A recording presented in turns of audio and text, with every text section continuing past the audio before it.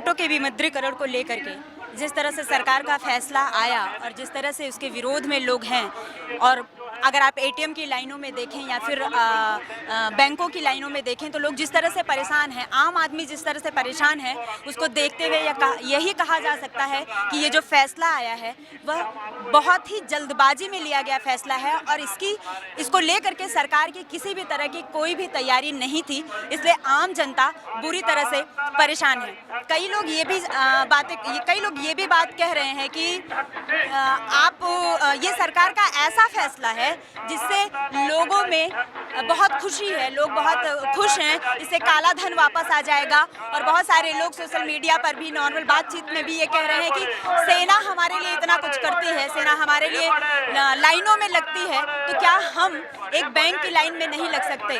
अगर हम बहुत सारे सेना के फैसलों को देखें तो बहुत बार ऐसे मौके आए हैं जबकि सेना ने भी सरकार के फैसलों का विरोध किया है और लड़ने से इनकार किया है। अगर हम पूर्व रक्षा मंत्री के एक फैसले को देखें, जब उन्होंने सेना प्रमुख से ये कहा था कि वो सेना को नक्सलियों के विरुद्ध उतारना चाहते हैं, तब सेना प्रमुख ने सीधे सीधे रक्षा मंत्री को मना करते हुए यह कहा था कि हमारे पास वो पूरी तैयारी नहीं है और हम अभी इस काबिल नहीं हैं कि हम नक्सलियों के खिलाफ युद्ध में उतर सकें। तो ऐसे फैसले भी रहे हैं। ये मैं अपनी स्मृति के आधार पर आपको बता रही हूँ।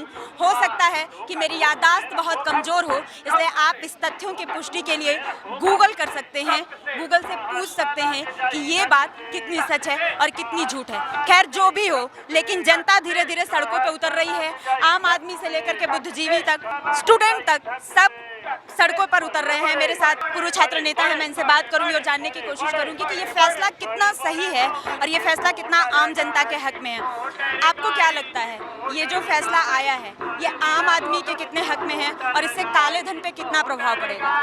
ये फैसला संपूर्ण रूप से आम जनता के खिलाफ है और ये फैसला इसीलिए लिया गया है ताकि काले धन वाले बचे रहें और लोगों को ये लगे कि काले धन के ऊपर कुछ किया गया है, काले धन के खिलाफ कोई स्टेप लिया गया है।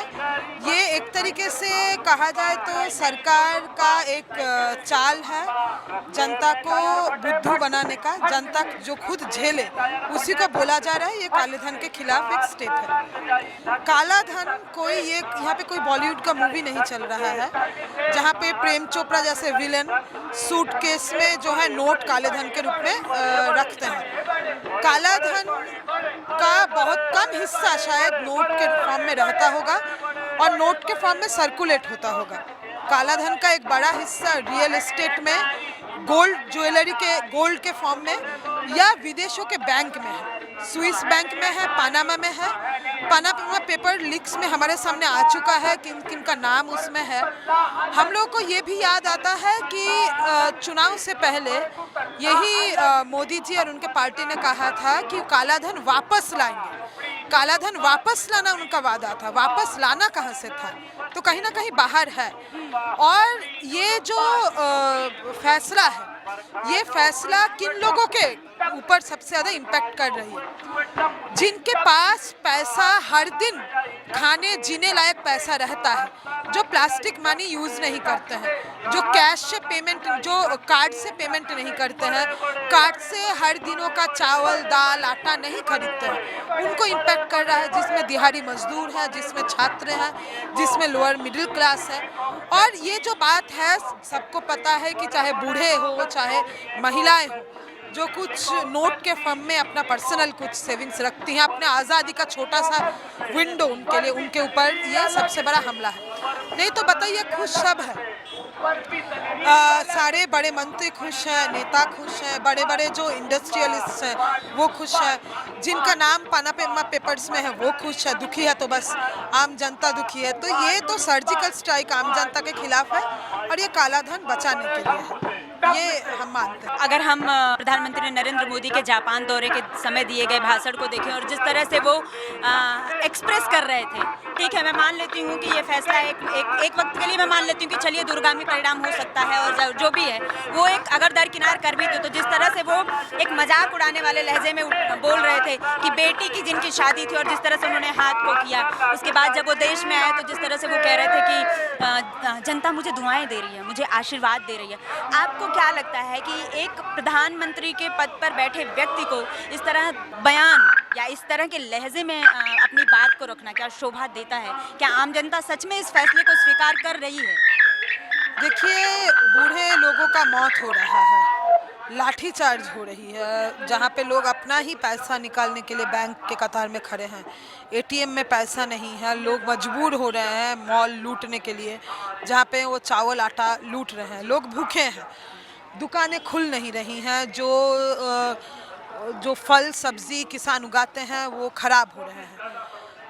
देश जला के प्रधानमंत्री चले गए जापान में और वहाँ पे वो बहुत खुश नज़र आए, और कितना नॉन सीरियसली ये डिसीजन लिया गया है ये पता चला जब हमारे सबसे बड़े जनप्रतिनिधि बाहर जाके इसका मजाक उड़ाए। लेकिन देश में वापस आने के तुरंत बाद जिस तरीके का बेहुदा एक नाटक उन्होंने किया कि रो भी रहे थे, रो रहे मैंने थे, अपना घर परिवार सब कुछ छोड़ दिया और हाँ, मैंने अपना घर परिवार छोड़ दिया। तो घर परिवार उन्होंने अगर छोड़ा होगा तो देश के लिए तो नहीं छोड़ा है, कुछ चंद घरानों के लिए छोड़ा है जिनमें अंबानी अदानी हो सकते हैं, लेकिन क्योंकि देश अगर कुछ है तो देश का आम आदमी है, आम जनता है, वो तो लाठी चार्ज हो रहा है उसके ऊपर, वो तो मर रहा है, वो तो भूखा है। दुखी देखिए कोई अमीर आदमी नहीं है, सारा इंडस्ट्रियलिस्ट, सारा अमीर आदमी इस चीज़ को जो है इसका वो कर रहा है, इसका प्रशंसा कर रहा है। तो देश के लिए उन्होंने घर नहीं छोड़ा, उन्होंने घर छोड़ा होगा तो कुछ चंद घरानों के लिए छोड़ा है जिनको वो टैक्स छूट देते हैं, तो वो खुश है। ये बहुत बेहुदा हरकत है, ये इस तरीके का जिसको कहते धोखेबाजी देश के जनता के साथ बहुत दिन चलेगा नहीं, ये सरकार उखड़ेगी, ये हम कह सकते हैं। जितने भी लोग यहाँ मौजूद हैं वो उनमें से कोई भी ऐसा नहीं है जो ये कह रहा हो कि ये फैसला आम जनता के हक में हो या आम जनता के पक्ष में है। बातें लोग बड़ी बड़ी कर सकते हैं, लेकिन वास्तव में जो ज़मीनी हकीकत है वो भयावह ही है।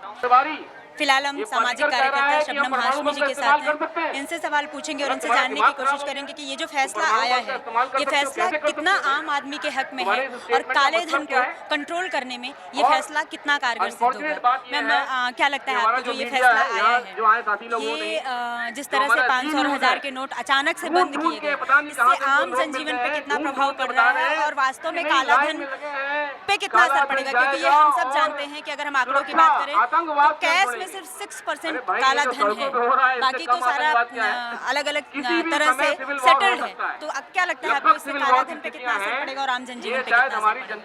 देखिए, पहली बात तो ये कि लोगों के घर में खाना नहीं पक रहा। हमारे 60% जो है वो रूरल इकोनॉमी है और वहाँ पे ज़्यादातर जो पूरा लेन देन है वो पैसों में होता है। एकदम से एक दिन सुबह उठ के पता चले कि 500 1000 का नोट चलना बंद, तो आप और रूरल एरियाज में हमारे हिंदुस्तान में 10,000 लोगों पे एक बैंक है, 10,000 लोगों पे एक बैंक है। तो बैंक में अगर है भी, बैंक में पहले तो सबके अकाउंट्स नहीं है, अगर हो भी तो बदलवाने का कोई चांस नहीं है। तो लोगों के घर में वाकई फाके पड़ रहे हैं, लोग भूखे बैठे हैं बिल्कुल ही बगैर सोचे समझे। एक जिसे कहते हैं कि डिक्टेटर जैसा एक ऐलान फरमान दे दिया इन्होंने, और उससे आम आदमी जो है, लाखों लोग बेरोजगार हुए हैं, क्योंकि जो डेली वेजर है उसके पास पैसा डेली आता है, डेली खर्च करता है, वो पैसा आना बंद हो गया तो वो काम धंधे बंद है। तो आम जीवन पे तो इतना फर्क पड़ा है कि शायद ये मोदी की अब गद्दी लेके ही मामला जो है वो खत्म होगा। काला धन की जहाँ तक बातचीत है, क्यों काला धन इससे तो खत्म नहीं होगा। आपने खुद ही कहा कि सिर्फ 6% जो है वो कैश में है, बाकी काला धन तो स्विस बैंक में है, काला धन ज्वेलरी में है, काला धन और जगहों पे। तो काला धन खत्म करने के लिए आप 500 1000 खत्म करके 2000 का नोट लाते हैं, तो काला धन बढ़ सकता है, कम नहीं हो सकता इससे। शुक्रिया हमारे साथ आपका बात करने के लिए।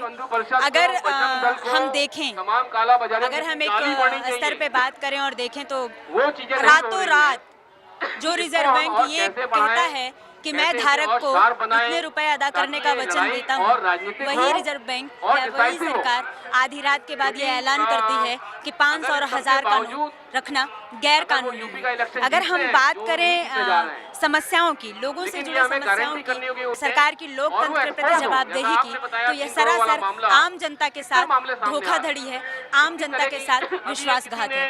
फिलहाल रुपए की समस्या को लेकर के डॉक्टर सैयदा हमीद हमारे साथ मौजूद हैं, जो प्लानिंग कमीशन की मेंबर रह चुकी हैं। हम इनसे बात करेंगे और जानने की कोशिश करेंगे कि वास्तव में ये जो फैसला आया है वो कितना जनता के हक में है। मैम, आपको क्या लगता है कि ये जो काला धन को रोकने की जो सरकार की कोशिश हुई और जिस तरह से इसको लेकर के जनता परेशान है, क्या आपको लगता है कि ये इतना कारगर है, या जिस रूप में ये आया है इसको इसी रूप में आना चाहिए था? जनता इस वक्त इतनी परेशान है, जो सबसे गरीब आदमी है, जो सबसे गरीब औरत है, उसके ऊपर इतनी विपदा पड़ी है, जिसने अपना पैसा जोड़ जोड़ के अपनी रजाइयों में सी के रखा है, वो तो ख़त्म हो गई। लोग तो खुदकुशी पे तकरीबन उस कगर पे आ गए हैं। तो जब एक सरकार सबसे छोटे और जो सबसे कमज़ोर इंसान है उसके लिए ये सरकार खड़ी है, तो सबसे कमज़ोर इंसान और सबसे कमज़ोर औरत के ही ऊपर ये बहुत बड़ा प्रहार है। और बड़े बड़े जो लोग हैं उन्होंने अपना जो करना था वो कर लिया। तो बड़ा धन तो अभी देश में है ही नहीं, उसको लाने का क्या उपाय है? छोटे आदमी जो 1500, 500, 1000 कमाता है, जो रोज़ कुआं खोदता है और रोज़ पानी पीता है, उसके लिए तो मुश्किलात हो गई। मैम, हम पिछले 5 दिनों से फील्ड में रिपोर्टिंग कर रहे हैं और जहाँ जहाँ भी बैंक हैं वहाँ लोगों के परेशान हम लोगों ने रिपोर्टिंग की, तो जनरली ज़्यादातर लोग परेशान हैं। लेकिन अगर हम सोशल मीडिया पे देखें या और भी लोगों की बात सुने, यार जैसे कल मोदी जी ने अपने भाषण में कहा कि जनता मुझे दुआएं दे रही है, जनता मुझे आशीर्वाद दे रही है।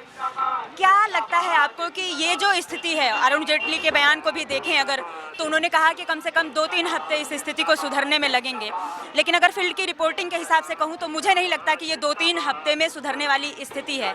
अगर यही माहौल रहा और जनता का यही आक्रोश रहा, तो आपको क्या लगता है कि पब्लिक सड़कों पे उतरेगी? मुझे लगता है कि जनता की आवाज़ एक बड़ी आवाज़ उभर के आएगी।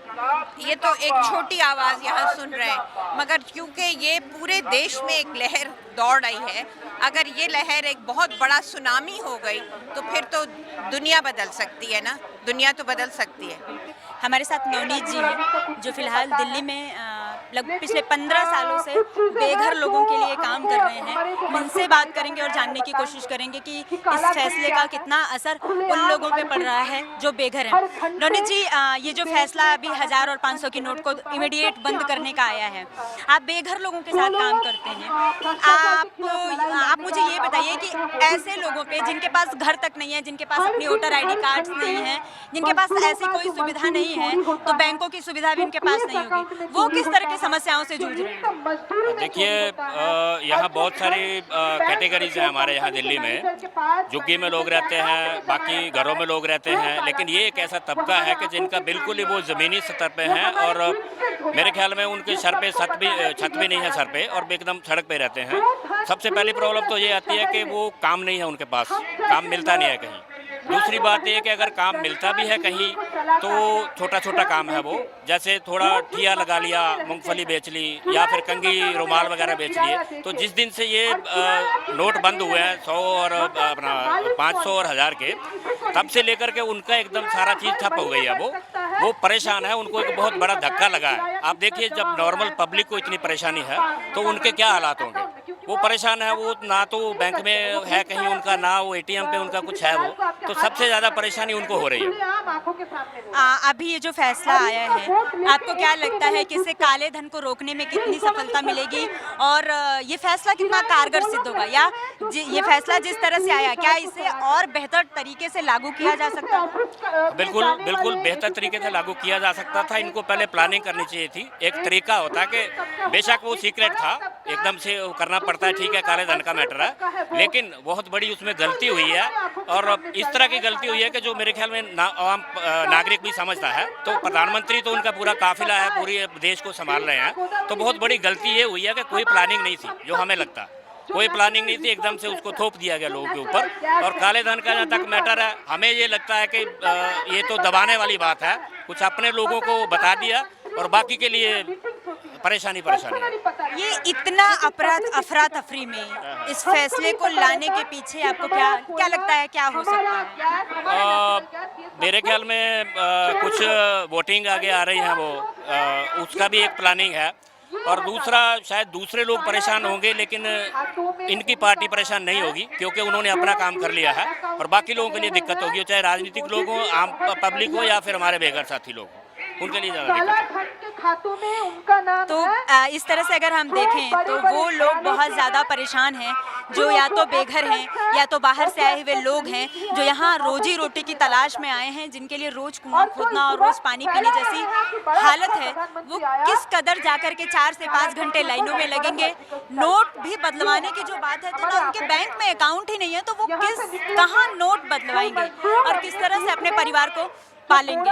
फिलहाल हमारे साथ हिमांशु कुमार जी हैं जो सामाजिक कार्यकर्ता हैं और लगातार आदिवासी मुद्दों पर लिखते बोलते और उनके लिए लड़ते रहे हैं। आज हम इनसे बात करेंगे और नोटों के इस हाहाकारी फैसले पर सरकार का जो अभी तक का रुख है, इन सभी मुद्दों पर बात करेंगे। सर, आपको क्या लगता है ये जो फैसला अभी आया है ये आम जनमानस के हित में कितना है और कितना इससे काला धन पे रोक लगेगी? नहीं, देखिए, काला धन का कोई ऐसा तरीका नहीं होता कि आज तक का काला धन खत्म कर दीजिए और कल से काला धन पैदा नहीं होगा। काला धन तो हर समय पैदा होता रहता है। आप जो लोग टैक्स बचा रहे हैं, जो लोग गलत तरीकों से पैसा कमा रहे हैं, वो सारा काला धन क्रिएट हो रहा है।